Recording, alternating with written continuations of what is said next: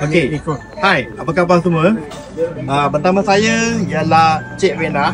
Beliau berasal daripada Kuantan dan seorang bekas guru tadika yang telah berada dalam bisnes ni selama lebih 10 tahun. So Cik Wena, mengapa Cik Wena boleh pilih platform ini? Ya, saya sebenarnya ialah pengurus. Saya buka pusat tuition dan juga pusat jagaan kanak-kanak dulu. Jadi saya berada di platform bisnes ini kerana saya nak cari satu bisnes yang boleh menggandakan masa, boleh menggandakan kewangan kita.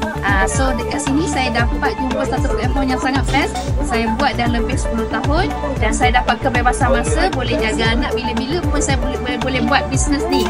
Duit masuk bila saya dekat dapur, bila saya dekat rumah, bila saya buat kerja rumah. So the best business saya rasa lah. Betul ke? Adakah platform ni betul-betul telah membuat orang semua berjaya? Ya, betul. Ramai sangat kawan-kawan kita yang kita nampak daripada zero ke hero. Memang ramai sangat. Dan platform ni dia adalah satu platform international. Dan yang paling best dekat sini platform kita ada dah siap satu sistem dan juga ada mentor untuk guide orang-orang baru yang tak pernah buat bisnes pun boleh berjaya di sini. Tak kiralah suri rumah ke ataupun siapa-siapa yang dah pencen ke ataupun bersedia untuk pencen pun boleh menjana income 4 ke 5 angka setiap bulan dekat sini. Dan dengan sistem ini kita semua boleh berjaya. So yang di luar sana apa macam lagi? So komen nak diorang komen atau klik link bio atau get offer. Masukkan maklumat anda.